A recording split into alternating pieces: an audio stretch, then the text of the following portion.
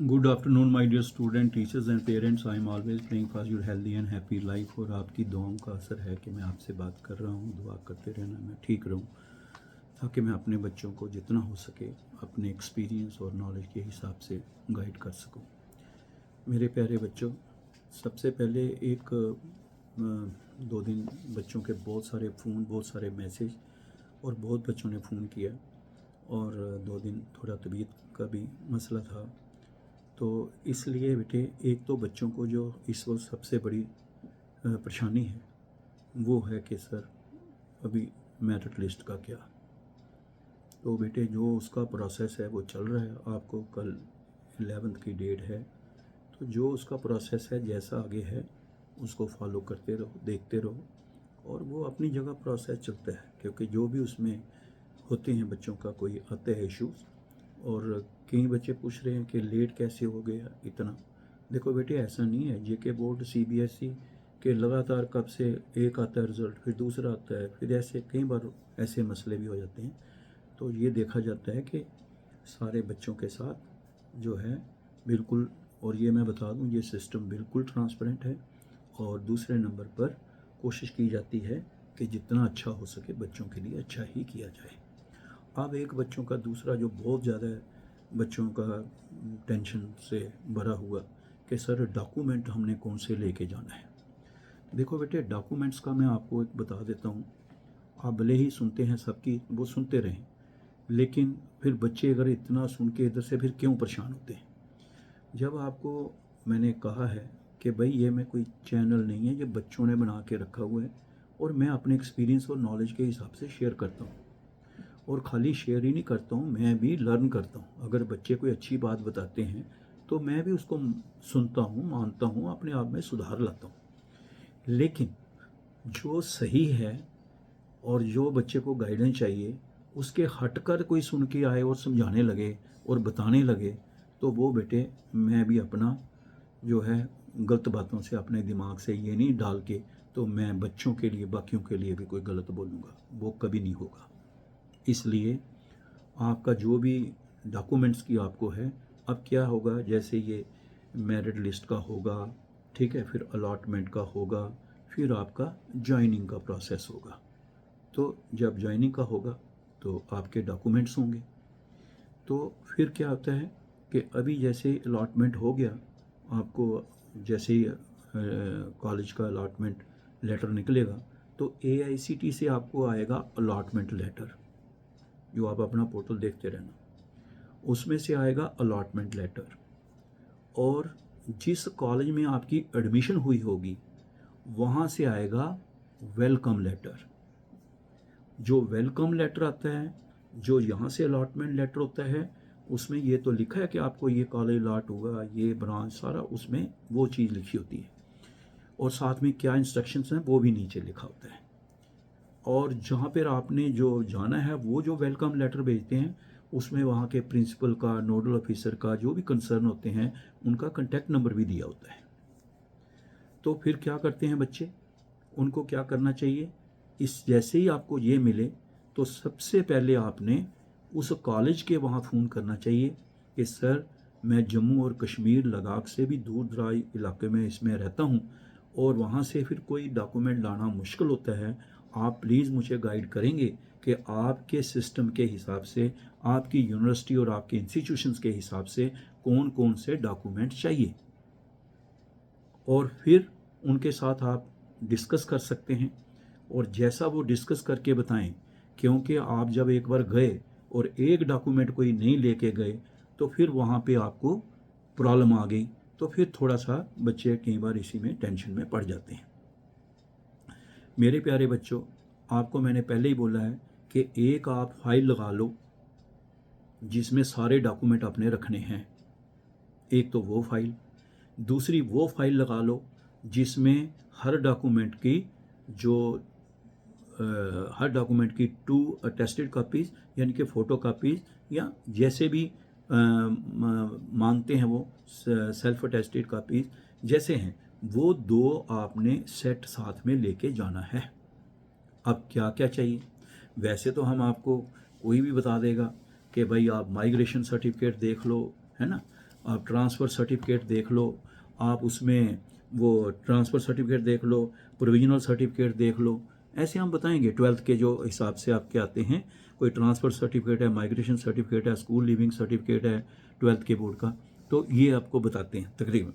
Character certificate वो भी 12th का, जहाँ से आप पढ़े हैं, तो वो 12th का वहाँ से करेक्टर सर्टिफिकेट भी वहाँ से ही लेना है। और दूसरे नंबर पर ये आप अपने रखें, जैसे आपने 10th का जो पास सर्टिफिकेट है आपकी, 10th की मार्क सर्टिफिकेट है, 10th की मार्क सर्टिफिकेट और पास सर्टिफिकेट, ये डिप्लोमा भी होते हैं। इसी तरह से 12th का भी पास सर्टिफिकेट और डिप्लोमा जो उसका है वो रखना है। ये चीज़ें हम आपको आम सारे बताएंगे, लेकिन आपको क्या करना है, एक तो आपको अपनी 4 कापीज़ या 5 कापीज़ आपने अपनी पासपोर्ट साइज़ की फ़ोटोग्राफ रखने हैं पहले अपने पास। ये मत बोलना उधर एक ही बोला था या नहीं बोला था, ये आपकी फ़ाइल में होना चाहिए। इसको मास्टर फाइल कहते हैं, और जब से शुरू हुआ है मैं बच्चों को बताता आया हूँ। तो आपके फ़ोटोग्राफ होंगे, इनवेल्प होंगे, ये आपने रखना है अपने पास। और उसके साथ साथ आपके पास अपना डोमिसाइल सर्टिफिकेट है, आपके पास अपना इनकम सर्टिफिकेट है, आपके पास अपना कैटेगरी सर्टिफिकेट है, आपके पास, ये याद रखना, ये सर्टिफिकेट जो हैं ये आपके पास हैं।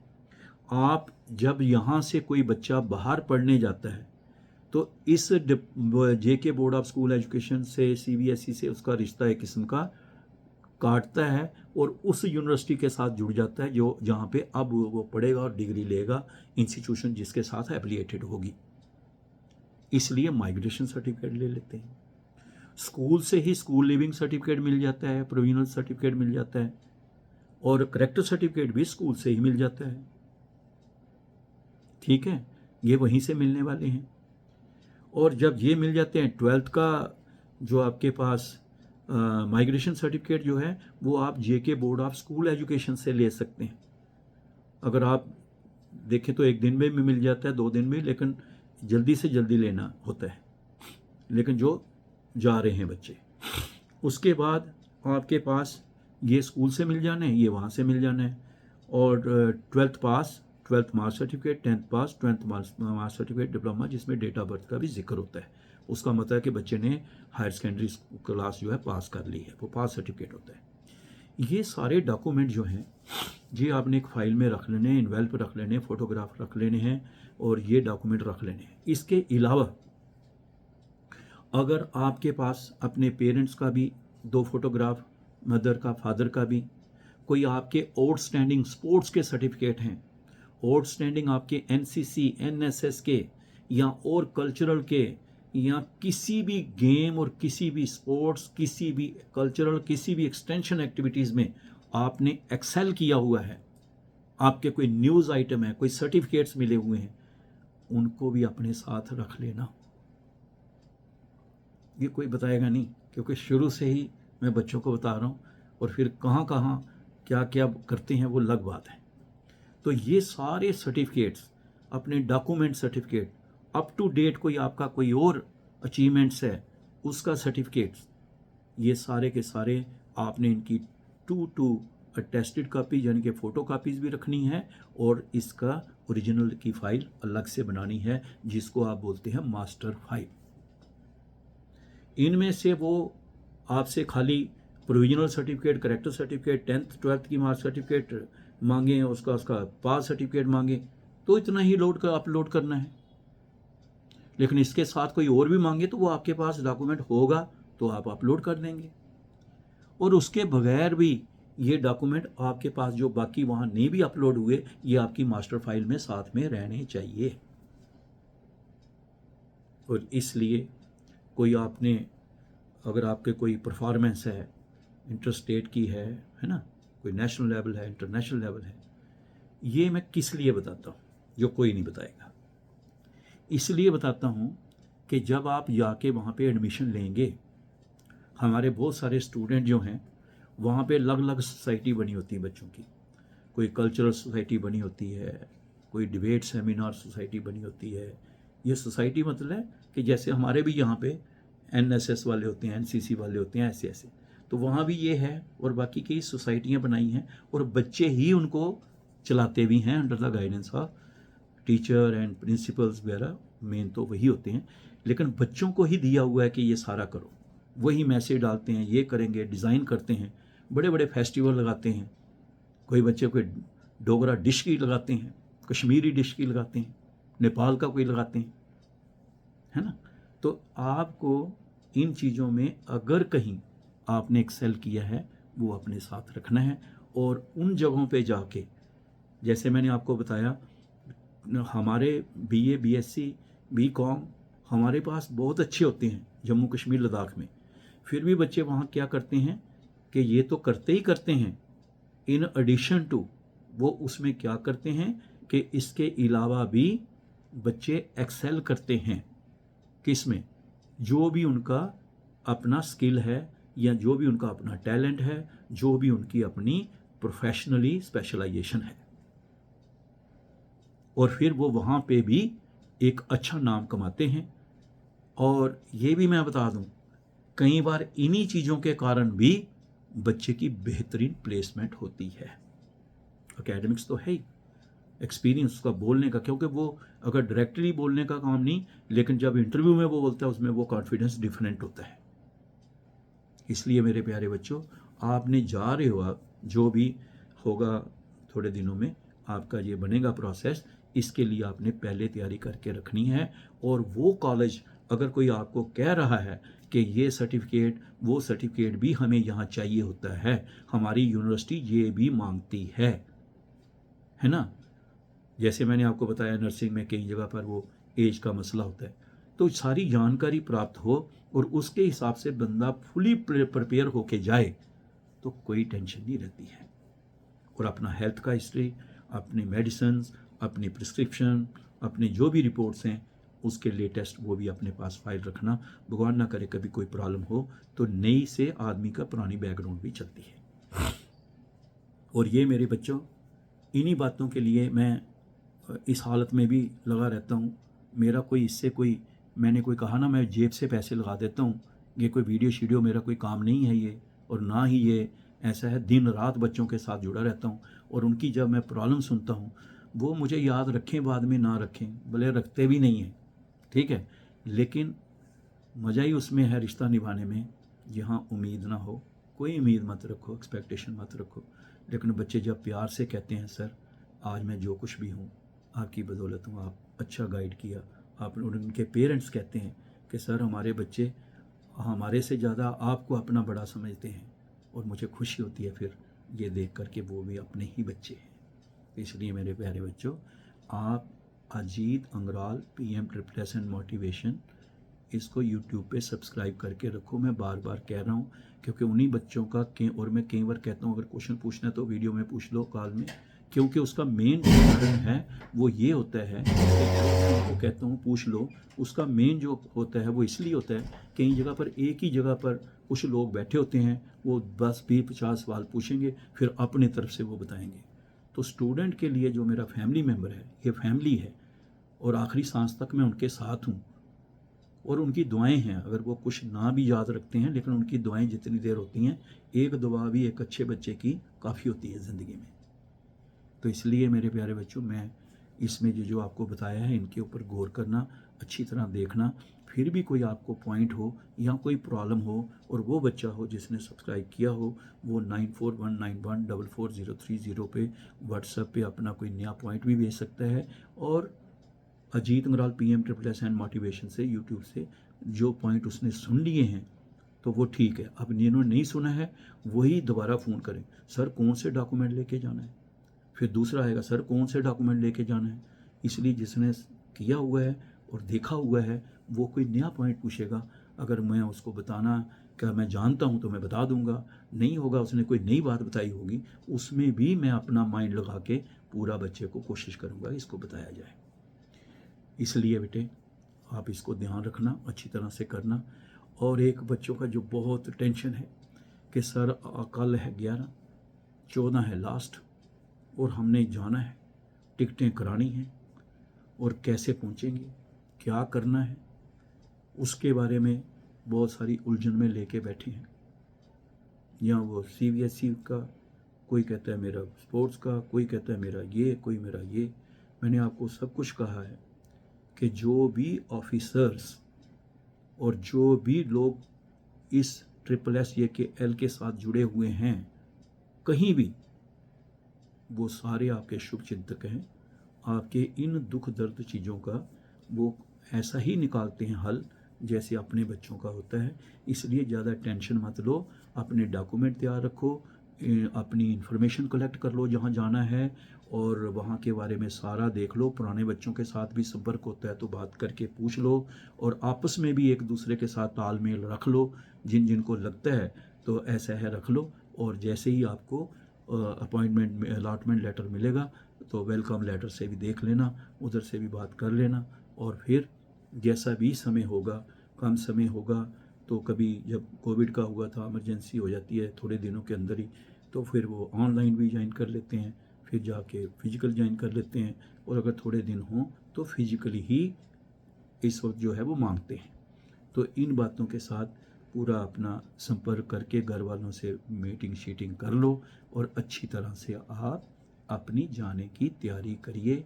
भगवान करे आपका जिनको भी अच्छी तरह से है, जिन्होंने अच्छी तरह से अपना कॉलेज चुना है, जिन्होंने अपने अच्छी तरीके से अपना सब्जेक्ट चुने हैं, जिन्होंने अपने मेरिट को मद्देनज़र रखा है, जिन्होंने कोई रिजर्वेशन का जो है वो भी ध्यान में रखा हुआ है ना, जिन्होंने ये सारी चीज़ें जो हैं और चॉइस फीलिंग उसके हिसाब से बड़ी परफेक्ट और सिस्टमेटिक की है, और ये खुद भी की हो, आउटसोर्स नहीं की हो। मैंने आपको बताया ना कितनों का एक ही पासवर्ड निकल जाता है और अपनी मेल आईडी निकलती है। और मैं बार बार ये पहले भी समझा चुका हूँ, अब भी समझा रहा हूँ, अपनी ईमेल आईडी और जो अपना पासवर्ड है किसी से शेयर मत करना, और वो रखना, वो फ़ोन नंबर रखना, वो रखना जो पासवर्ड आपको याद रहे, और कैंडिडेट आईडी पक्की याद रहे। याद रखो मैं जो कह रहा हूँ ये पक्की याद रहे, और उसके साथ साथ आपको पासवर्ड भी याद रहे। और जो आपको वेलकम और अलॉटमेंट लेटर मिलते हैं उनकी 2-2 कॉपीज़ करा के अपने पास रख लेना। हर साल बहुत सारे बच्चों के पेरेंट्स के, और फिर जो मेरी जान पहचान के हैं उनके फ़ोन आते हैं, कराते हैं कि सर हमें वो अलॉटमेंट की कॉपी नहीं मिल रही। भाई वो तो कॉलेज वालों को भी गई होती, सर वहाँ भी नहीं मिल रही, सर अब मैं क्या करूँ, मेरा ये रुक गया, मेरा वो हो रहा है, ये परेशानी हो रही है। ये मैं बच्चों की बातें ही सुना रहा हूँ, मैं कभी भी गलत बात नहीं, जो देखा हुआ है इतने सालों में बच्चों से शेयर कर देता हूँ। तो ये संभाल के रखना अपने पास अलॉटमेंट लेटर भी, ताकि आगे जाकर आपको कोई परेशानी ना आए। मेरे प्यारे बच्चों, मेरी तरफ से बहुत सारी दुआएं। अगर आपकी दुआओं के साथ सलामत रहा, ठीक रहा, तो मैं किसी भी समय 24/7, भगवान ना करे कोई इमरजेंसी पड़े, मैं बच्चों के साथ ही कोशिश करता हूँ जितना हो सके हाजिर होता हूँ, ताकि मेरा बच्चा परेशान ना हो।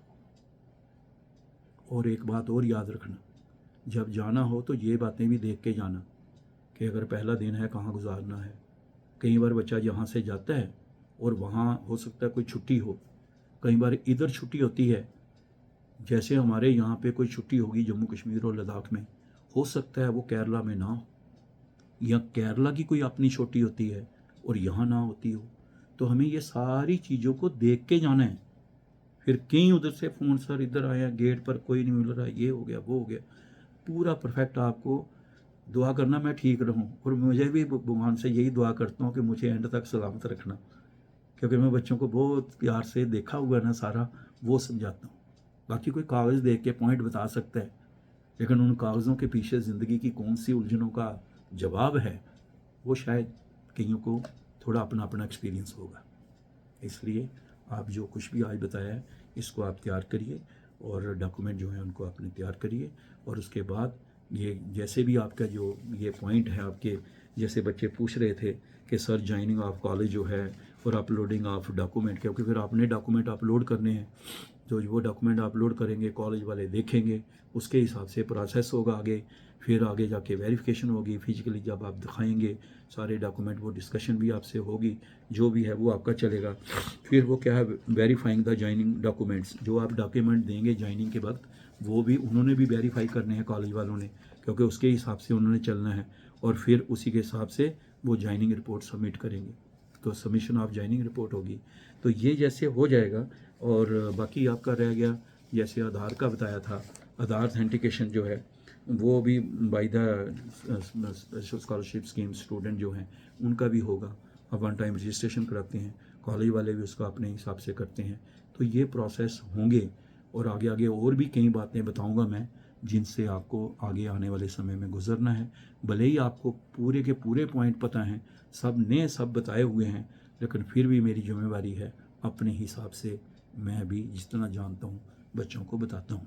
और आगे 3-4 बड़े इंपॉर्टेंट पॉइंट हैं और उन पे भी बच्चों की बहुत डिमांड आई है कि सर इस पे भी बना के हमें बता दो, कि उनके घर वाले खास करके ज़्यादा कहते हैं उस पे भी बता दो जी इनको क्या करना है, कितने पैसे का चक्कर, तो फाइनेंशियल मैटर पे तो वो भी मैं एक ऐसे ही बना के आपको बताऊंगा।